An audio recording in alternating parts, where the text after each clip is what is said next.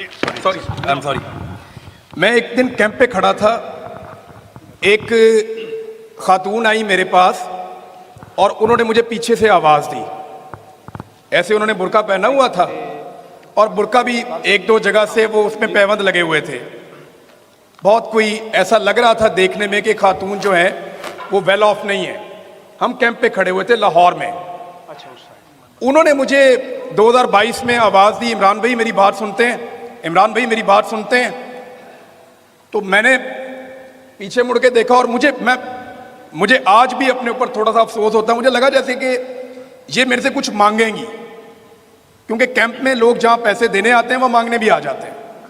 वो ये कहते हैं जी हम फंसे हुए हैं, हमारा फ्लड है, हमारे रिश्तेदार फंसे हुए हैं, तो कुछ हमारी मदद करें। करते थे हम। मुझे लगा ये मेरे से मदद मांगेंगी।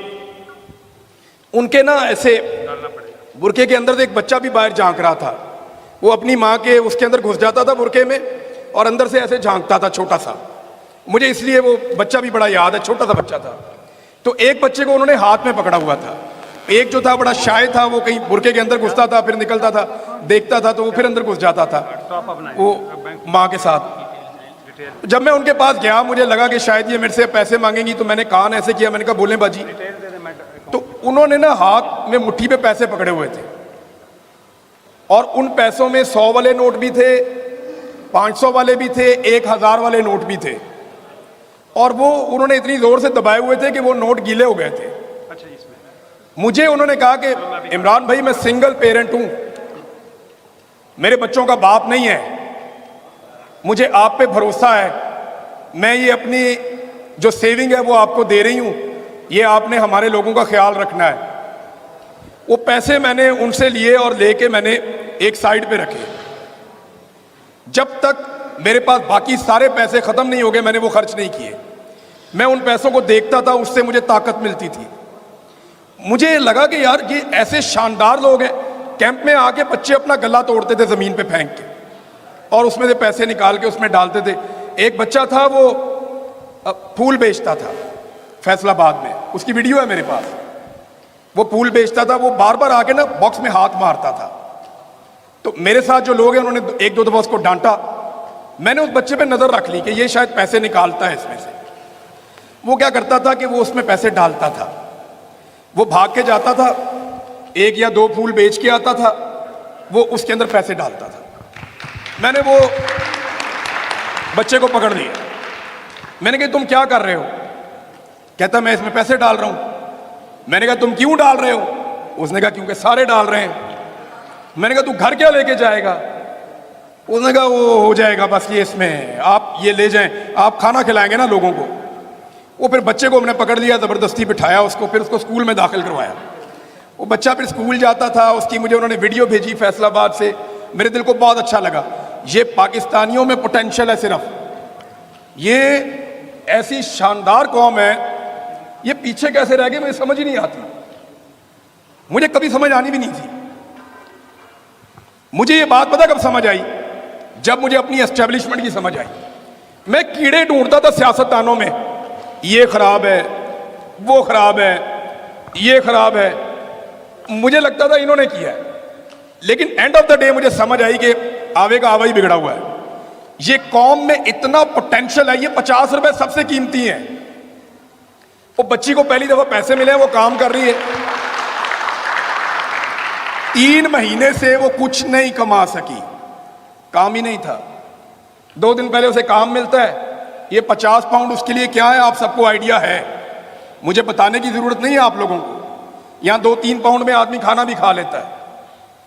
ये 50 पाउंड कितना कीमती है, सोचें इसको। मुझे आज चंद लोगों ने कहा जी अगर आप हमारे घर आ जाए ना, हम आपको बहुत बड़ी डोनेशन देंगे। मैंने कहा जहां मैं जा रहा हूं वहां आ जाना, मैं नहीं आऊंगा, क्योंकि मैं भी अल्लाह की रजा के लिए काम कर रहा हूं। तुमने भी अगर अल्लाह की रजा के लिए करना है तो वहां पे आ जाना, मैं आपके घर नहीं आऊंगा। आपका 1 लाख पाउंड होगा या 1 पाउंड होगा, मेरे लिए एक बराबर है, मेरे लिए एक बराबर है। मुझे उससे कोई फर्क नहीं पड़ता। हाँ, लेकिन ये जो बच्ची ने 50 पाउंड भेजे हैं, इसकी बड़ी नीयत है इसके पीछे। तो मैं वो अगर बेटी सुन रही है या कभी सुने तो बेटा आपका बहुत शुक्रिया। ये पैसे बहुत कीमती हैं, अल्लाह ताला आपको अपने हिफ्ज़-ओ-मान में रखे। Thank you. आदि चलें। अब 2022 था, नौकरी वोकरी तो थी नहीं मेरे पास। नौकरी से इन्होंने निकाल दिया था मुझे, तो मैं चला गया उनके साथ ये देखने के लिए कि फ्लड आया हुआ है, जाके देखते हैं। वहां मैंने 2 दिन गुजारे उन लोगों के साथ, मैंने काम किया, मैं वापस आया। तो जब आप ऐसे इलाके में जाते हैं ना, लोगों की हालत देखते हैं, तो वापस आके आपको नींद भी नहीं आती। तो मैं अजीब डिप्रेशन में चला गया। मैंने फिर और दोस्तों से पैसे इकट्ठे किए, भाई से पूछा, रिश्तेदारों से पूछा जो मेरे पास थे, फिर इकट्ठे किए, मैं फिर चला गया। फिर 2-3 दिन काम किया, पैसे खत्म हो गए, फिर वापस आ गया। तो अब मैं आके, मेरा एक कजन है, उससे मैं मशवरा कर रहा था कि वो वाला प्लॉट बेचते हैं, मेरे पास एक प्लॉट था एक्स्ट्रा, तो फिर चलते हैं दोबारा फ्लड एरियाज में। तो वो जो मेरे दोस्त काम करते थे, उन्होंने मुझे कहा कि इमरान साहब आप हमारे साथ मिलकर रिलीफ का काम करें और लोगों को इन्वॉल्व करें। मैंने कहा मैं कैसे कर सकता हूं? तो मुझे उन्होंने आइडिया दिया कि हमें चाहिए, हम लोगों से कहें कि वो हमारे जरिए से हमारे साथ मिलकर मदद करें और एक सब मिलकर एक कैंपेन चलाएं, ज्यादा लोगों को इकट्ठा करें। मैंने उन्हें किया पहले साफ इनकार। मुझे ये कॉन्फिडेंस ही नहीं था कि मेरे साथ कोई चलेगा। मुझे लगा कि इतने सारे लोग हैं चैरिटी का काम करने वाले या भाग दौड़ करने वाले, तो उनमें मेरा तो ये काम भी नहीं है, तो अपने तौर पे मैं जो कर पाऊं अपने दोस्तों के साथ मिलकर उतना काफी है। उन्होंने मेरे से पूछे बगैर कजाफी स्टेडियम लाहौर में एक कैंप लगा दिया। यहां पे उसकी एक वो वीडियो नजर भी आई थी शायद, और मैंने फोन बंद कर दिया अपना। मुझे पता चल गया ये मुझे बुलाएंगे और वहां पे मैं अकेला बैठा रहूंगा और कोई भी नहीं आएगा, और ये मुझे जबरदस्ती वहां ले जाके बिठा देंगे। मैं सो रहा था, मेरे भाई ने आके मुझे उठाया। उन्होंने कहा भाई जल्दी उठे, कदाफी स्टेडियम जाना है। मैंने कहा जी वहां क्या? कहते जी वहां कोई 1000 से ज्यादा लोग खड़े हुए हैं और वो ये कह रहे हैं कि इमरान रियाज को लेकर आओ, हम उसको देंगे मदद जो हमने देनी है। मुझे इन्होंने घर से उठाया, लेकर गए।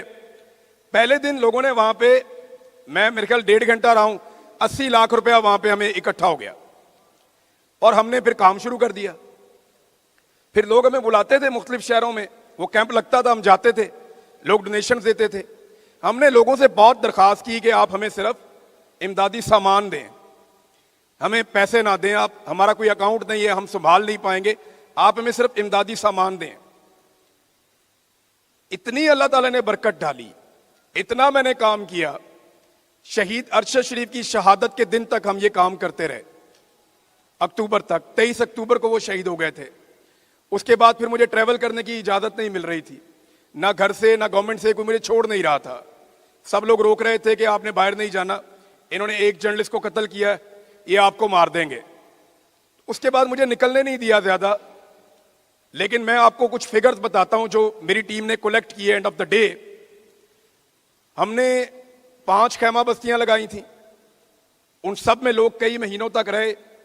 वहां उन्हें खाना मिला, उनको अद्वियात मिली, मेडिकल कैंप्स हमारे चलते रहे, और 2100 से ज्यादा मकानात हमने दोबारा तामीर करवाए थे। ये जो बलूचिस्तान में घर गिर जाता है ना, ये आपको लगता होगा बहुत महंगा, नहीं, वहां पे 50,000 के अंदर उनकी छत पड़ जाती है। इसके अंदर एक वीडियो आपने देखी भी होगी, वो लोहे के गार्डर के ऊपर वो छत पड़ी हुई है। उनको सिर्फ छतों की जरूरत थी, वो घर अपना खुद ही बनाते हैं। तो हमने उन लोगों के साथ मिलकर वहां पे 2000 से ज्यादा घर बनाए थे। मुझे इस बात पे बड़ा फख्र था। तो जब मुझे आईएसआई ने उठाया बाद में, तो उस वक्त कभी कभी मैं इन दिनों को याद करता था। यानी बहुत सारे दिन आपको याद रहते हैं, भूल भी जाते हैं। तो जब कभी मुझे महसूस होता ना उस अंधेरे में कि बाहर बारिश हो रही है, तो मुझे वो फ्लड याद आता था और फिर मैं इन दिनों को याद करता था। ये दिन याद करके मेरा टाइम बहुत अच्छा गुजरता था। यानी उस कैद के अंदर अकेले पड़े हुए आदमी को भी एक सहारा था कि मैंने ये टाइम गुजारा अपने लोगों के लिए, अपने लोगों के साथ। मेरे जिंदगी का ये गोल्डन टाइम था। मैं अभी फिर इन्हीं लोगों के बीच में मुझे होना चाहिए था उसूलन। थोड़े दिन पहले मैं इसके बारे में सोच भी रहा था, तो ये इधर जफर भाई वगैरह बैठे हुए हैं, इन्होंने मुझे मना किया। इन्होंने कहा जनाब आप पाकिस्तान जाएंगे तो सैलाब भी गुजर जाएगा, आप अंदर ही रहेंगे, आप कोई मदद नहीं कर सकेंगे। फिर हमने ये तरीका बनाया, हम यहां से मदद करेंगे। सबसे पहले वहां एक अंकल बैठे हुए हैं, उन्होंने और मेरे फादर ने मिलके पाकिस्तान में कुछ जगह के ऊपर खाने पीने का बंदोबस्त किया। वहां हमारे दोस्त जो हैं वो खाना खिला रहे हैं, ये यहां से फंडिंग करते हैं। अब हम इसको एक्सपेंड करने जा रहे हैं। वहां लोगों के हालात बहुत खराब हैं। मैं आपको थोड़ी सी चीजें बताता हूं। एक तो अपने जहन में आप लोग ये रख लें कि वो गरीब लोग नहीं है, ये जितने लोग आप डूबते हुए देख रहे हैं ना, ये गरीब लोग नहीं हैं। ये हो सकता है हमसे ज्यादा खुशहाल भी हो, हमसे ज्यादा अच्छी जिंदगी भी गुजार रहे हो, अपने अपने घरों में हैं, जिम्मेदार टाइप के लोग हैं। 80 एकड़ जमीन है एक फैमिली की और वो सड़क पे बैठी हुई थी। उनके दाने भी बह गए, जानवर भी बह गए, घर का सामान भी बह गया, और वो कह रहे थे हमें कोई खाना शाना खिलाए और हमारे यहां से जाने का बंदोबस्त करे, हम अपने रिश्तेदारों के घर जाना चाहते हैं। कुछ बचा ही नहीं उनके पास, सड़क पे बैठे हुए हैं। बहुत सारे लोग ऐसे ही हैं। ये सफेद पोश लोग हैं, ये सारे लोग जो हैं ये बांटने वाले लोग हैं, ये देने वाला हाथ है, लेकिन आज मुसीबत में है। और हम हर दफा ये कह के टाल देते हैं कि अल्लाह की तरफ से एक आजमाइश है। ये एक्चुअली हमारी मिसमैनेजमेंट है। 1 महीना पहले से खबरदार किया हुआ था सारे महकमों ने कि सैलाब आ रहा है, टके का काम नहीं किया गवर्नमेंट ने, कोई काम नहीं किया। और अब भी सारे टिकटॉक बना रहे और कोई काम नहीं कर रहे। वो बोलते हैं हम काम करेंगे, किसी और को करने भी नहीं देंगे, किसी के बाप का मुल्क थोड़ी है नहीं करने देंगे। मेरे लोग हैं, आपके लोग हैं, हमें कौन रोकेगा काम करने से? कोई नहीं रोक सकता। हम मिल बांट के खाएंगे। अगर हम रोटी खा सकते हैं तो हमारे बहन भाई भूखे नहीं रह सकते।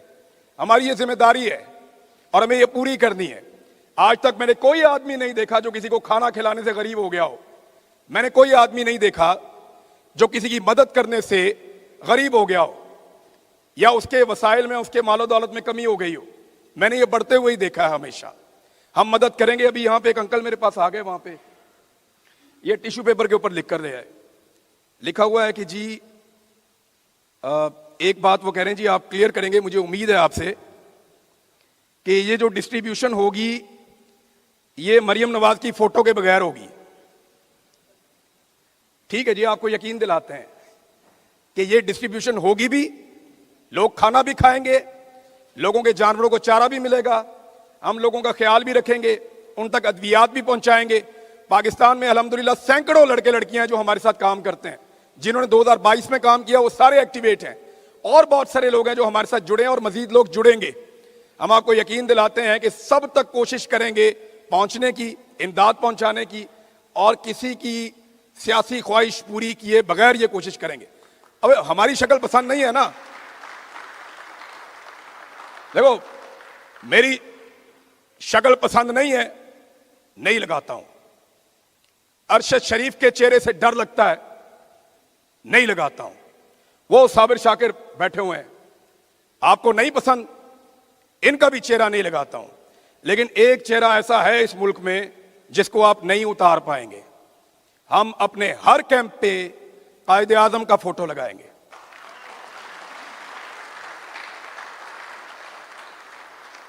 उतारो, हम हाथ तोड़ेंगे तुम्हारा।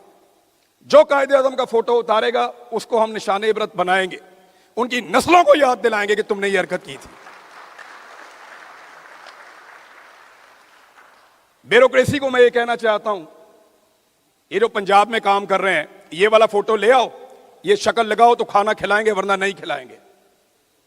मैं उन्हें कहना चाहता हूं कि आप पाकिस्तान के मुलाजिम हैं, आपको हम तनख्वाह देते हैं, हमारे पैसों पे तुम लोग तनख्वाह लेकर काम करते हो।